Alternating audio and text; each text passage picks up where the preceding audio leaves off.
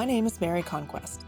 I'm your host for Safety Labs by Slice, the podcast where we explore the human side of safety to support safety professionals. We move past regulations and reportables to talk about the core skills of safety leadership: empathy, influence, trust, rapport. In other words, the soft skills that help you do the hard stuff.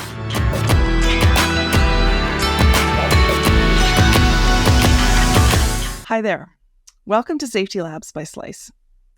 In the past 20 or 30 years, the concept of branding has become widespread. Companies sponsor events, they develop a recognizable voice, and they maintain consistent visual representation. So logos, fonts, colors, that sort of thing. The idea of personal branding, that is, branding yourself as an individual, is newer. And depending on which circles you run in, the idea of a personal brand is either championed or ridiculed.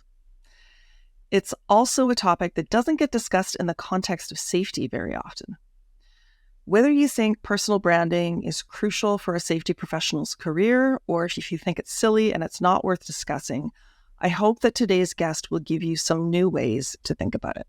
Christian Harris is the founder of Slip Safety Services, which specializes in preventing the most common injuries and claims in public places, slips and falls. As a safety professional, he's also active on social media and drives safety discussion and community. He hosts the Safety Roundtable, a weekly interactive roundtable discussion, and the Safety and Risk Success podcast. Christian teaches and speaks about social media communications, how and why to strengthen your online presence. He joins us from London. Welcome. Thanks, Mary, and thank you for the lovely introduction. I couldn't have written it better myself. You're welcome. So before we get into the meat of the topic, because this is interesting, you have a personal story about how you got passionate about safety, and I'm hoping that you could share that with the audience. I would love to do that. I'm just going to make one quick note before that, which is you were able to produce that very eloquent introduction and talk all about me without us ever having gone through it at all, because I've got a good personal brand. So there's a good lesson there for everybody. So I got involved in safety due to something that happened to me, and it was about 11, 12 years ago now. It was 11 years ago. It was the summer of 2012 when, if you remember, we had the Olympics in London. And I lived in London then, just as I do now. Actually, I lived relatively close to the Olympic Park. I used to jog along the canal in about 20 minutes to get to the outskirts of the Olympic Park. And it was a really fantastic time to be in London because, you know, we'd had the global financial crisis and lots of economic challenges. And it just felt as if the Olympics was bringing everyone together. So there was a real excitement in the air and everybody was looking forward to the Olympic Games. Anyway, so in middle of May, my girlfriend at the time, who's now my wife, and I, this was before kids, so we had a relatively relaxing weekend, unlike nowadays. And we had a bit of a line on a Sunday morning, and we decided to go to this place called Columbia Road Flower Market, which sells flowers, but you can get sort of lunch and so on and so forth. Had a stroll around and had a lovely time. And on the way back, we popped in to a supermarket to go and get paper and some groceries. And we were driving, so we parked our car in the car park, which was at the back of this store. And this store was a bit strange because it didn't have direct access from the car park to the store. You had to kind of walk out onto the road and around and through into the front door. And so I remember parking the car, locking the car up, walking up to the barrier of the car park and going through there to walk onto the road. And then that's the last thing that I remember for about 4, 5, 6 hours or something like that. And what had happened was, after I turned the corner and started walking down the pavement or the sidewalk, for anyone in North America, a car had come around the corner too fast, had lost control, sort of mounted the curb, swerved from side to side, mounted the curb, and basically ran me over. So not the best way to spend a Sunday afternoon. So my wife, luckily, was standing to my right, so she was unharmed. And it was about 50 yards away from a bus stop, and it was kind of middle of the afternoon on a Sunday. So it was a miracle, really, that no one else was hurt. But anyway, so I basically suffered lots and lots of injuries on my left-hand side. So a broken wrist, a broken collarbone, broken ankle, cuts, bruises, scrapes, scars, some neck, accelerated wear damage to my neck and various other things.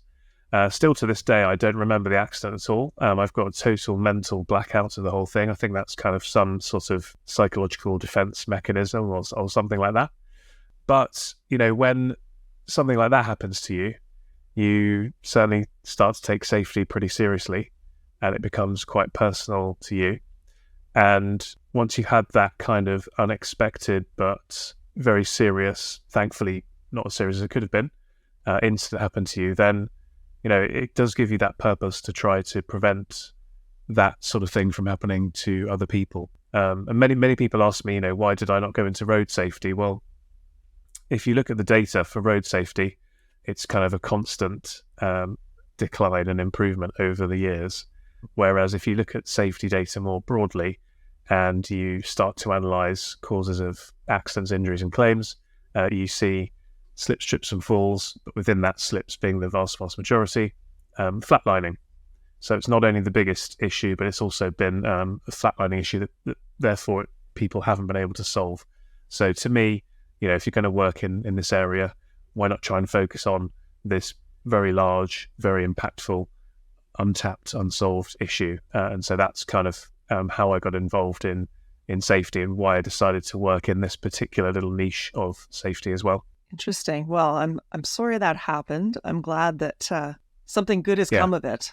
It seems, So I always say I was very unlucky that it happened, but very lucky it wasn't worse. And I think that's the attitude you have to have about these sorts of things. Yeah, for sure.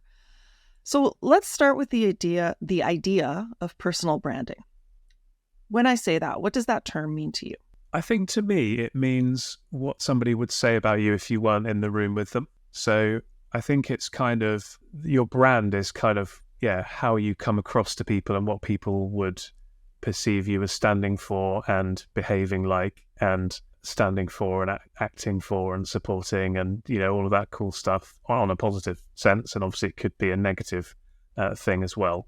So it's something that stands alone and can support you in your efforts when you're not there. Interesting. So then in that frame, it's always existed, right? It's existed before the concept of branding or before, that sort of commercial view of it. Yeah. So everyone's always had a personal brand, but it just wasn't something that people, I guess, spoke about or realized the impact and value of when it came to building your career or building a business or trying to influence people or trying to sort of stand for a cause and make change happen. Okay, so I want to get to something I alluded to in the introduction, which is that some people think the idea of personal branding is silly or frivolous. So what's your take on the importance of personal branding? And in other words, what would you say to those people? And specifically, why should safety professionals care? So I wouldn't disagree with them in that I think people who seek to build a personal brand to be a quote-unquote influencer, to me, that is frivolous and that is silly and it doesn't stand for anything and there's no meaning to it. And therefore, why would you do it? And that does strike me as a little bit strange, A. And B, I guess that doesn't resonate with me. That kind of wanting to be famous doesn't resonate with me. So therefore, it doesn't compute in my brain. But what I would say is that the way I approach this, and I encourage others to approach this, and I think this is particularly relevant to safety professionals, is that you want to think of it that you are not standing in the spotlight, but you're shining the spotlight. So you're almost like the lighthouse, for want of a better term. So you're not building up your personal brand so that it's shouting out me, me, me. You're building it up so that you have the credibility and the influence and the brand from the perspective of being known, liked and trusted, hopefully, to talk about this. In other words, to talk about your issue. So that could be, in my world, talking about slips and falls. It could be you're a safety professional in a business and you're talking about, operational risk, or you're talking about a particular campaign you've got, or whatever it might be. But I think the personal brand helps you to get that message across more clearly, more powerfully, and with greater resonance. I think that you kind of got right at the core of the difference there. It's the difference between look at me and look at this being an idea or whatever it is that you're trying to, your expertise, right? Yeah. What is the role of knowing thyself when you're trying to develop a personal brand? Or as I'm asking this, I'm wondering, do you develop a personal brand, or how do you go about that? I think you can develop your personal brand because you can obviously, like with anything in life, improve the way you do things or change the way you do things. So, if you take me, for example, people probably think I'm very confident and I'm very outgoing. Actually, I'm quite introverted, but I've sort of forced myself to be comfortable in this kind of setting, or to be comfortable up on stage, because I've done it again and again and again and again, and now it comes kind of as second nature. And so I've actually worked on my personal development, and that has driven my personal brand, and that has helped me to be able to influence more people and achieve greater things, and so on and so forth. So I think you can work on it, and therefore I think it's important that you understand where your strengths and weaknesses are. And I'm a firm believer of playing up on your strengths and sort of trying to downplay your weaknesses rather than trying to, really work on your weaknesses in this regard anyway, because I think we've all got it in us to be able to influence people, but we might do it in a slightly different way. And so whatever way is going to work best for you, then really try and do it that way to start with. But of course, if you can become more rounded over time, then that will be helpful. And there are going to be certain key skill sets that are going to be very beneficial. So being able to come on a podcast or stand on a stage and do some public speaking, or record a video to post on social media or share on your Slack work channel, or whatever it is that you use to communicate with your team, getting video out there, because that's the kind of preeminent sort of alpha, if you were, of content type. So that one skill would be beneficial in working out. But I think, whatever your style is, play up on that. And go hard on that to try and get that working for you as well as you can. So is a personal brand then, do you see it as someone sitting down and thinking consciously, I'm going to develop my personal brand? Or do you see it more as someone developing other things like skills, self-knowledge, expertise, that sort of thing, and personal brand is then something that follows from that? That's a good question. And I think it could happen either way. Again, I think that there are people who will go out there with the intention of building a personal brand. And then I think there are those people who will, through happenstance and through hard work and perseverance, get to a point where they've achieved a certain level of notoriety and they kind of have a personal brand of some kind because they've achieved something of note. And then it's a case of, do you want to capitalize on that and do something with it or not? And obviously either choice is fine. But as you said earlier, I think you would still have a personal brand because people would still be talking about you when you weren't in the room, if you used my definition of what a personal brand is. So to me, why would you not try to make the most of that and make that as positive as it could be?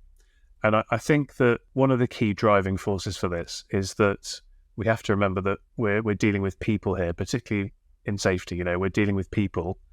We often get caught up in data and statistics and things like that. But actually, anything that happens to somebody, what happened to me, it's a personal story that's happening to a human being. And people resonate with people. So if you look at, for example, I'll give you two examples. Richard Branson, who is, a very well-known entrepreneur. If you look at his social media following, and you look at the following of Virgin, his brand that he's built for 40 years, his own personal social media following dwarfs that of Virgin. Another example where you've got another CEO and another iconic brand is Tim Cook of Apple. Now, Tim Cook and Richard Branson are like chalk and cheese. Tim Cook is quite introverted. He doesn't put himself out there. He's not very bombastic, whereas Branson is the opposite. But actually, look at the data, it's still exactly the same. It's something like 7 or 10 times more followers for Tim Cook, who never tweets and never does anything. I don't even know if it's called a tweet anymore, but you know what I mean. an X, a post, I think it's called, isn't it, technically, versus Apple, who actually, Apple spends a lot of advertising dollars, probably hundreds of millions, billions maybe a year of advertising dollars on their brand, and their following is minuscule in comparison. So if you remember that principle, that we connect better with people and we know, like, and trust people more than brands, then again, that's a driver for why it's important to, in my opinion, sort of cultivate as best you can your personal brand so that it works as best as it can for you. It's almost like personality, right? We humans have personalities, corporations don't, and so they have to kind of build them and create them. They have to be quite a lot more conscious about it. I'd like to get more specific about tactics now and talk about social media.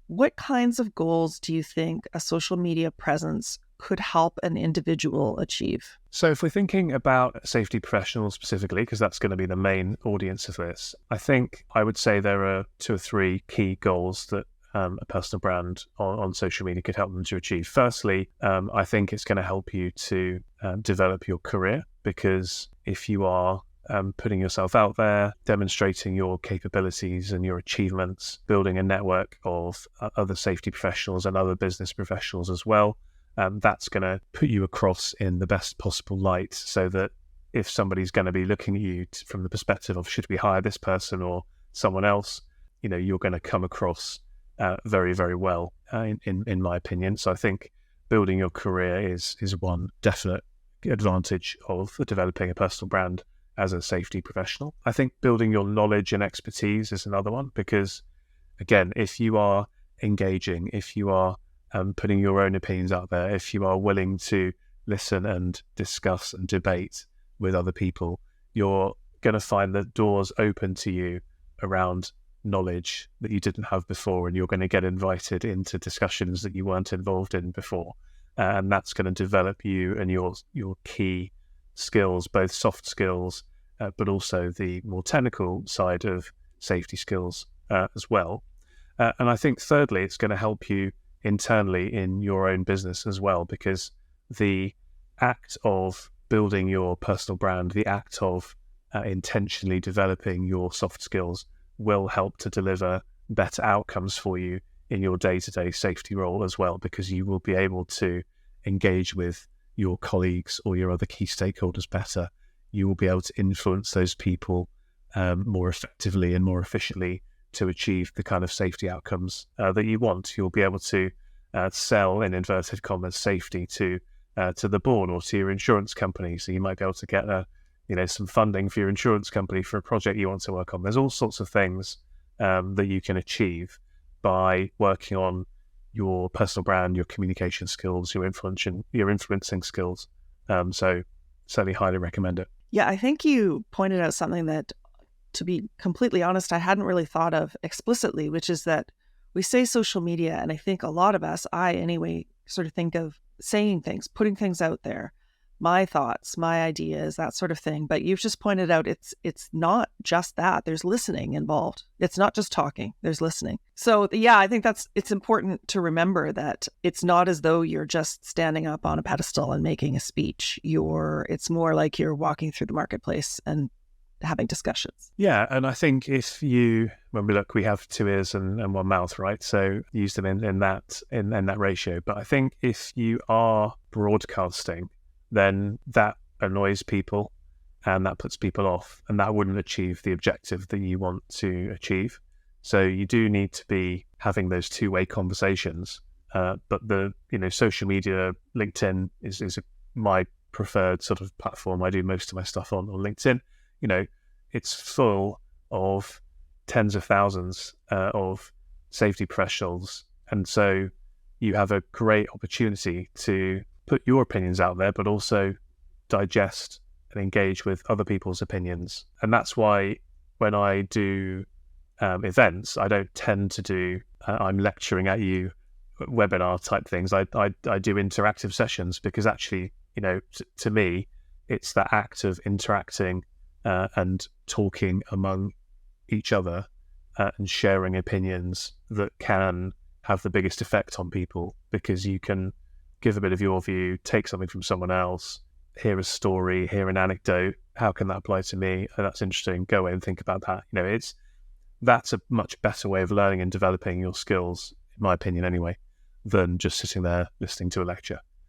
So if you are just broadcasting, I think you're doing it wrong. You do need to be putting your opinions out there, because that's how people want to see you've got an opinion on something, particularly if you're trying to sort of niche down and stand for a particular cause. You've got to have an opinion on that, and you're never going to make everyone happy. So there'll always be people that disagree with you, and there'll be people that agree with you, but that's also good. It's quite fun to be disruptive, to be fair, as well. But it's about that active listening and that empathy that really comes through. And again, if you think about it from the perspective of what do you want somebody to be saying about you when you're not in the room, you wouldn't want them to be saying he's a broadcaster or she's a broadcaster. You'd rather be saying, that they've got good empathy, they're a good listener, they really understand, they take the trouble to understand what's going. That's what you want, really. So think of it in a rounded way. It's a two-way street, and you need to achieve that kind of well-rounded outcome. Let's talk about the idea of influencer. You touched on this before. I think there's different ways you can look at it. How would you define an influencer, maybe as opposed to, or as it relates to influencing? Does that make sense? Yeah. So influencing is, in my opinion, bending reality to take a different path. So if I do a talk and someone's in the audience and they have a preconceived notion about whatever the topic is that I'm going to talk about, and if I'm good at influencing throughout that talk of 30 minutes or whatever, I can get that person to think differently and sort of bend the reality of the way they think about the world. And the really key thing is not just to make them think differently, but it's to make them act in it and do something afterwards as well. So that to me is influencing. So it's all about changing the way that people act fundamentally. Being an influencer, I think, does have a slightly negative connotation, but actually to me there is a positive side of this too. I would hope that I would be considered an influencer of some kind in the world of safety, and specifically around slip and fall safety, because that's kind of where my passion is and where I spend a lot of my time trying to influence people. So if I'm not an influencer in some way, then I'm sort of failing. But I think that there's this notion of like being an influencer, and I think that is obviously something very different. That is not actually trying to change the way people act for good reasons or for positive outcome. It's about doing that from a monetization perspective and a commercial angle, in my opinion. And so you have to tread that line, because fundamentally I've got a business and I need to make a profit, because that's why I'm in business. So of course there is that side to it, but that's where I think if you can be, again, shining a spotlight on an issue and a cause, and people can see that you're genuinely interested in that cause more than you're not just in this to make money, then you can tread that line and achieve the right outcome of influencing, being an influencer of some kind, but not being that sort of brash in your face, go and buy this product sort of influencer. It sounds to me like authenticity is really what's the differentiating factor there, right? I'm sure that influencers, in the sort of way that we think about them, they don't care really if you buy this brand or that brand. They just want to get more brand deals, for example. As long as they get paid, yeah. I mean, I'm interested to know, from your perspective, would you say there are influencers in? That's funny. I have that exact question to ask you. I would definitely say that there are. Just looking at our LinkedIn profile, there's or the profiles of people who engage. Some people generate a lot of comments. Some people just generate a lot of engagement, and that sounds maybe I don't know, mercenary or something, but actual engagement. I'm not talking about it as a metric in of likes or followers per se. Generate discussions, like we were talking about. There's a two-way conversation going, because if it's kind of like who would you invite to a dinner party, isn't it? That classic question of, if you could invite 6 people to a dinner party, you're going to invite people who you think you can have an interesting discussion with. And therefore, those I suppose are influencers. I do think that I always slightly disappointed about the number of people that try to do this in the world of safety. So a challenge that I would put out there to people is get involved more, put your opinions out there more, try and influence more people, stand for something and shout about it. I do think that we need more of, we don't want to turn into double glazing salesmen, definitely not. But I do think there are lots more discussions we could have if we take that attitude of two-way communication and engaging and commenting, but also, you've got to put yourself out there to start with. So I would throw that out as a challenge to people to try and get more involved. And I would add to that in a respectful way where you are actually listening, because there are unfortunately people who are quite negative about other people's perspectives, and you may not agree, no, but there's rarely a reason to get personal. Yeah, and we do see that, especially when you start thinking about safety too and safety differently, and exactly. There are people who strongly. People have strong opinions, and unfortunately, we do live in a polarized world where it's good when people stand for stuff, but you've still got to have that empathy, and you've still got to be able to listen, because it's very rare that anybody is 100% right about any given topic. So if you stand there with your blinkers on and think that it's my way or the highway, you're definitely in the wrong space. And I think people in safety know that, because we know there are nuances to everything. We know very little is black and white. So it does surprise me slightly that there are such strong opinions about those things. And I sort of try to not get too involved in that kind of stuff if I can help it. I wonder sometimes too if just the fact that of writing a short message or a comment on social media is devoid of tone.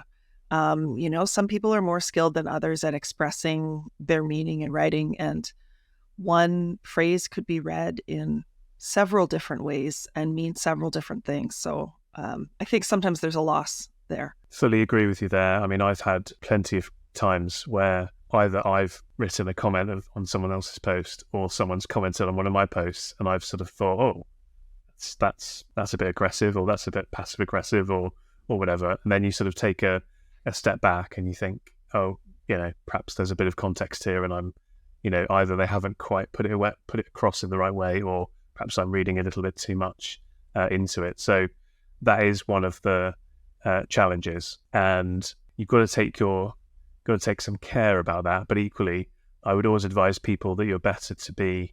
There's a guy I love called Daniel Priestley, and he talks about personal branding, and he's got a book called Becoming a Key Person of Influence, which I'd recommend people read if they're interested in the concept of building a personal brand. And he talks about being prolific, not perfect. So in other words, don't sort of sit there and craft the very best response to someone else's post and take 45 minutes to write this very long paragraph, comment and move on, and comment on something else and comment on something else. Or if you're going to write a blog or your own post, just get it out there. It doesn't have to be perfect. It just needs to be good. But it's better to put stuff out there prolifically, because as much as it would be great as somebody who takes time and care and attention in crafting stuff that I put out there into the world, to think that somebody could see one piece of content that I produce and it changes their worldview forever. The reality is that isn't the case. It takes that kind of consistent viewing of things to really influence somebody to change. Yeah, the more you put out there, the larger the data pool that people have to understand you by, I guess. And there's science behind that as well. Google did some research, and there's a guy called Robin Dunbar who did some research. And if you put those two things together, there's a little sort of 7-11-4 notion, which is that it takes about 7 hours of interaction of FaceTime, I suppose, with somebody before you feel as if you know, like, and trust them. So you've got to have that. You've got to cock up your hours with people. But that's best done across 11 different interactions.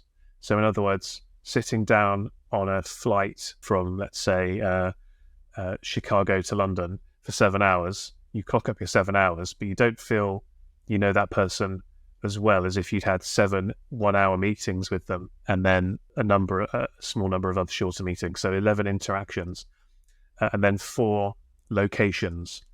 So again, if you sit and meet somebody in a cafe and then you just always meet them in that same cafe, that's not as good as if you then went to the cinema with them, or you went for a walk with them, or something like that. So on social media, we could think about that as being, you could be interacting with somebody on their posts. They could see your posts, they could see you do a video, they could see you do a podcast, They could have a call with you. They could watch a webinar. So there's all these different platforms or locations as well. So that 7-11-4 concept is kind of the science and the numbers behind how to influence people. So if you want to be able to influence people, don't think of doing one big thing. Think of how you can rack up 7 hours of time with them across 11 different interactions and 4 different types of interaction or locations of interaction. And that if you can rack that up with, as many people as possible, that's how you can start to have good influence. And that's where something like LinkedIn or social media can help you, because you can do that at a big scale. Interesting. So I actually wanted to ask about channels. So LinkedIn is obviously the social media channel that's associated with the workplace. Where else should people look if they want to expand their presence on social media? Are there other channels that you recommend? Yep. So I think the first thing I would say is that it's very easy to spread yourself too thin.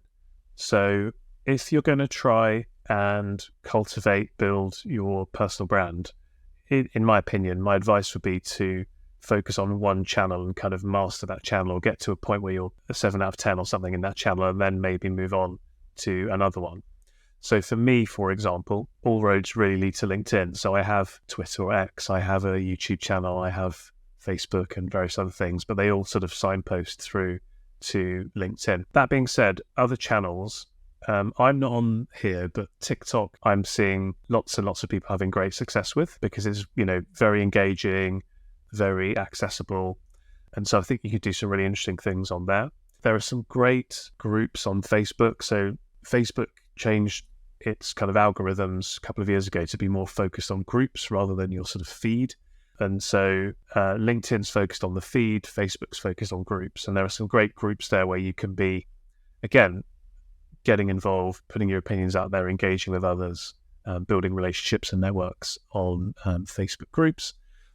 Twitter or X is great from the perspective of you can find really very senior people on there and start engaging with them. And you can make some quite big waves quite quickly, I think, if you focus on that platform. But it all depends on what your goals are, I suppose, and who it is you're trying to build your network with. The main benefit to me of LinkedIn is that you can actually find and target the right sorts of people to engage with more easily, because there is that kind of searching functionality by job title and company and location and stuff. Whereas on these other platforms, it's a bit more like a needle in the haystack.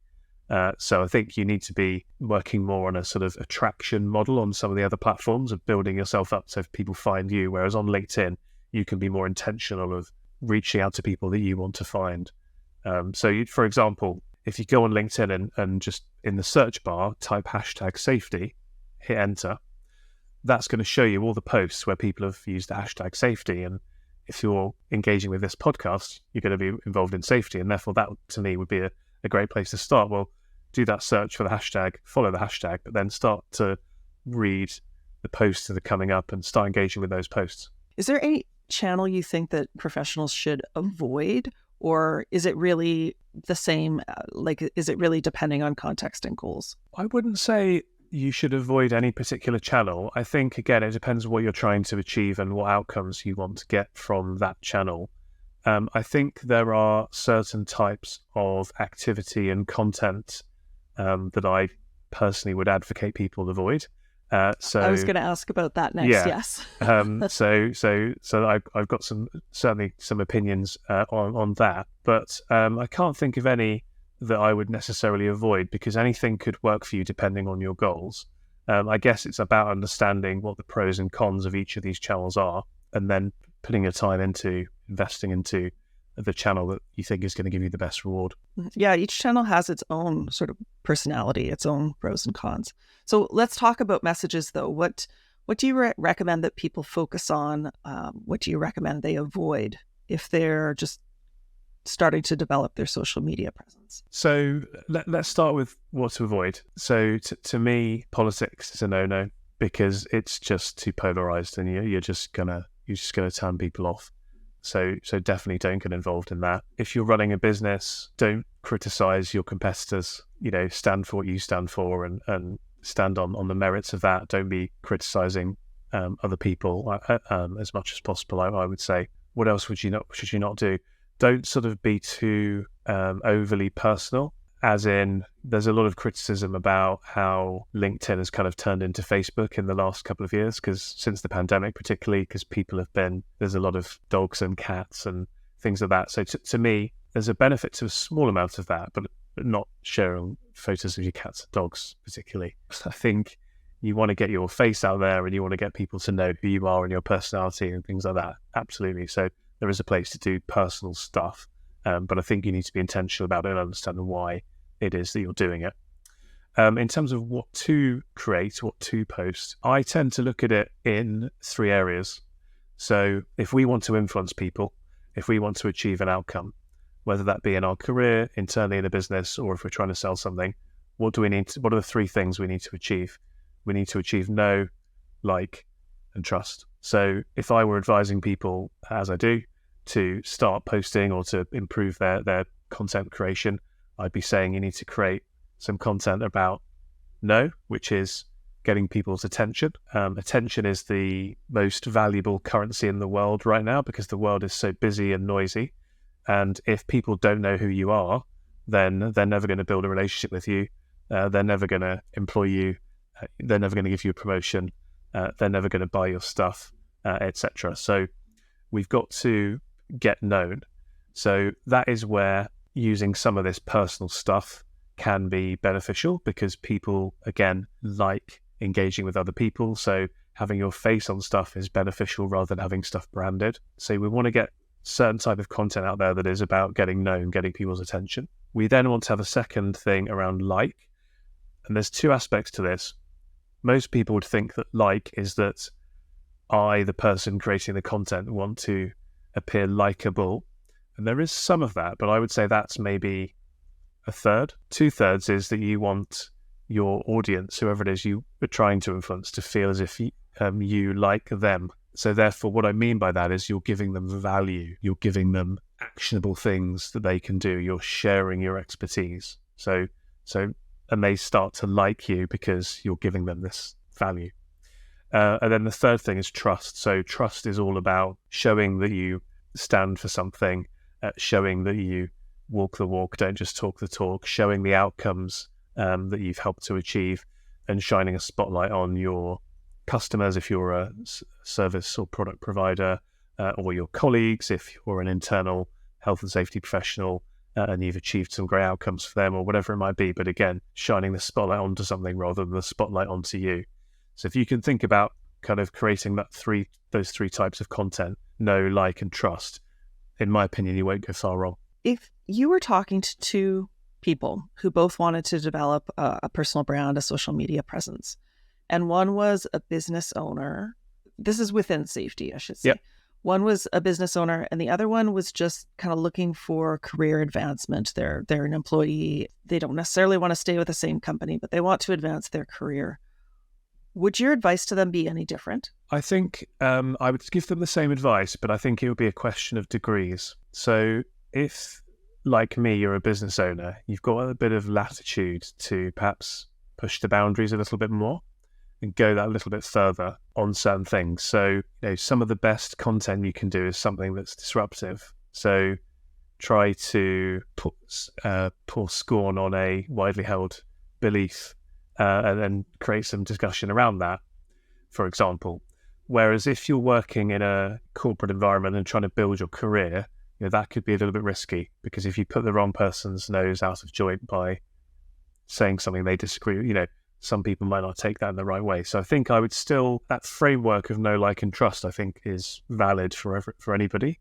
If you want to build a personal brand, you want to be known, liked, and trusted, and it's kind of relatively simple.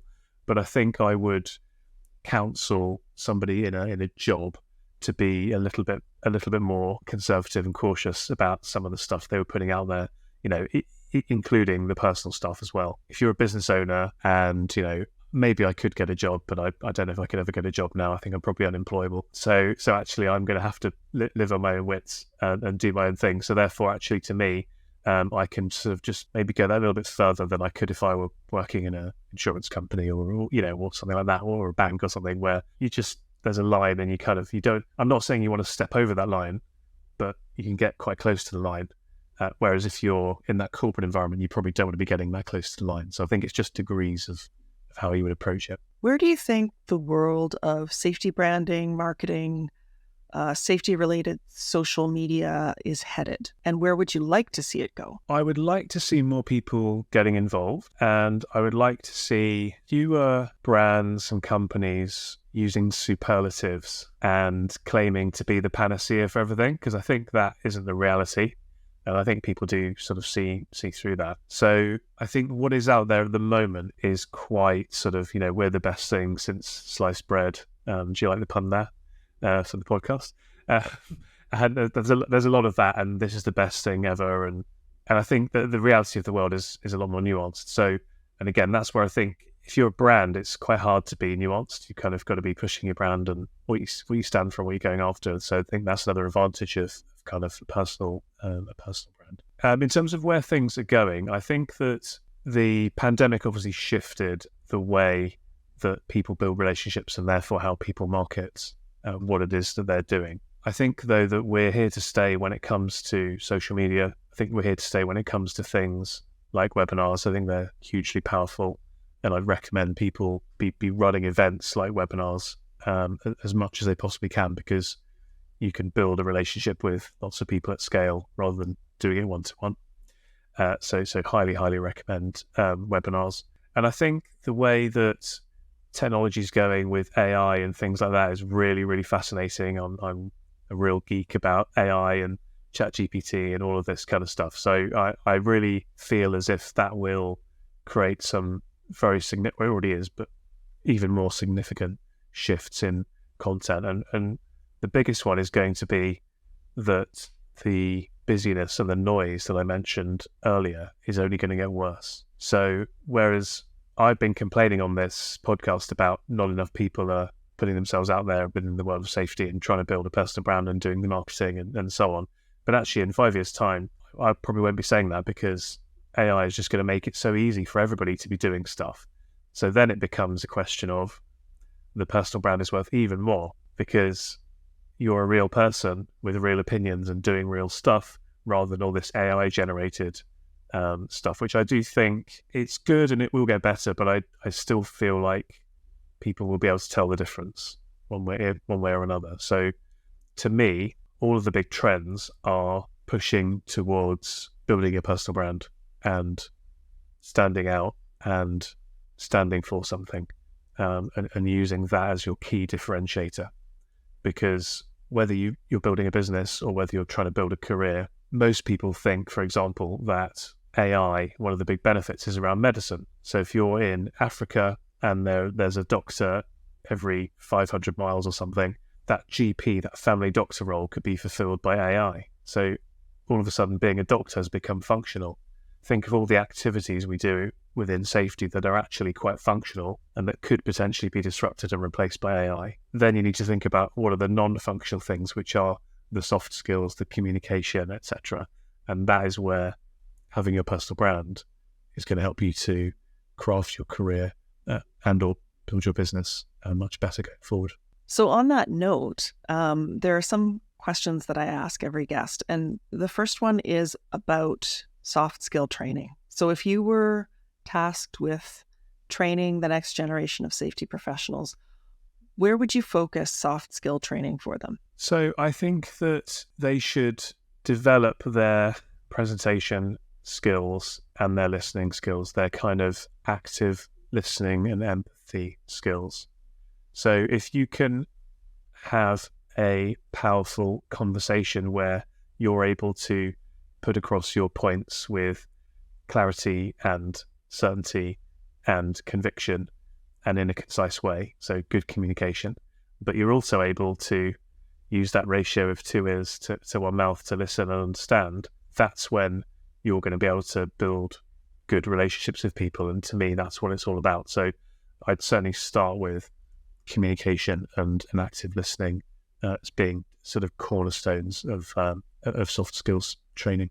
If you could go back in time to the beginning of your safety career, and we'll just say after the accident, What is one piece of advice that you might give to yourself? Yeah, the easy answer is don't go to get the shopping on that day in May. So I think that if I was being sort of self-critical, which actually I was recently on a podcast, I was invited on a podcast, like an entrepreneurial podcast, to talk about my entrepreneurial journey and stuff.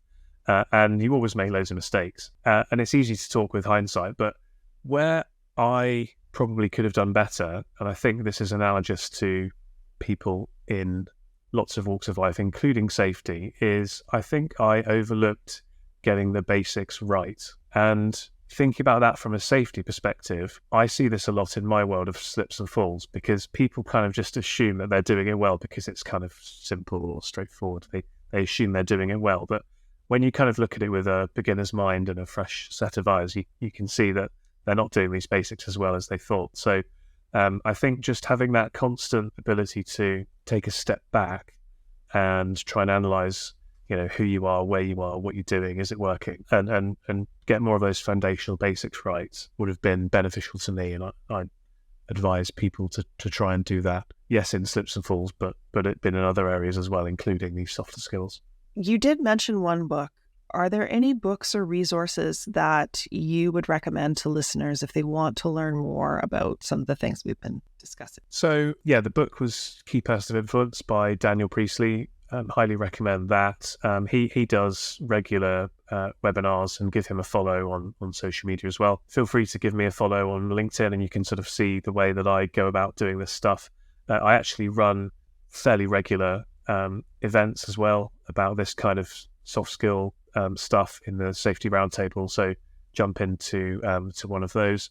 I mean, there are a number of other people who put out good content on this topic as well. I suppose what I'd say is there's always a benefit to listening and consuming, but in my opinion, you're going to get much more out of creating something for yourself rather than consuming. So rather than sitting down and reading Daniel Priestley's book, maybe rather than spending 5 hours doing that, why not spend 5 hours writing some articles or creating some posts and putting your perspective out there and trying to start some conversations off? So I'm not sort of poo-pooing the idea of learning and developing, because I'm a big believer in that. But I think sometimes especially if you're not already engaged in doing this stuff proactively, there are lots of fears or blockers or misconceptions about why you can't do it, or who's going to want to listen to me, or I've got nothing to say, I've got nothing to add, what value do I bring, all those sorts of things. And so I would encourage people just to kind of try and push themselves through that glass wall and actually start doing stuff. So here's a challenge for everybody. Do some posts, tag me in, tag Mary in, tag some of the other people in that have been on this podcast, do the @ and then put their name in. And what you'll find is, if you do that, we'll engage with you and we'll start to create some conversations, and that will give you some confidence, and then more people will get involved. Because if I comment on something, I've got 27,000 followers or something stupid like that on LinkedIn. So some of them see that and they'll start piling in, and Mary's got lots of followers. So, just give it a go and start doing something, and prolific beats perfect, like I said earlier. Okay, so the next question is where listeners can find you on the web, but I think the answer to that should be pretty clear by now.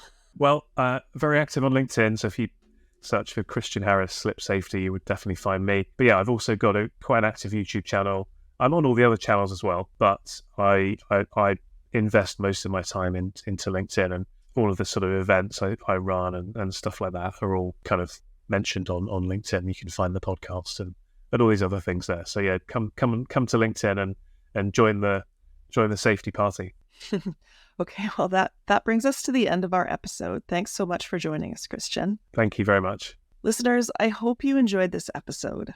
If you haven't already, check out our backlog of episodes on topics ranging from the neuroscience of safety to managing psychosocial risk, and pretty much everything in between.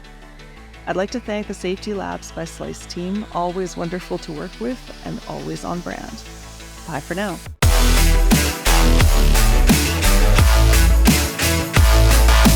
Safety Labs is created by Slice, the only safety knife on the market with a finger-friendly blade. Find us at sliceproducts.com. Until next time, stay safe.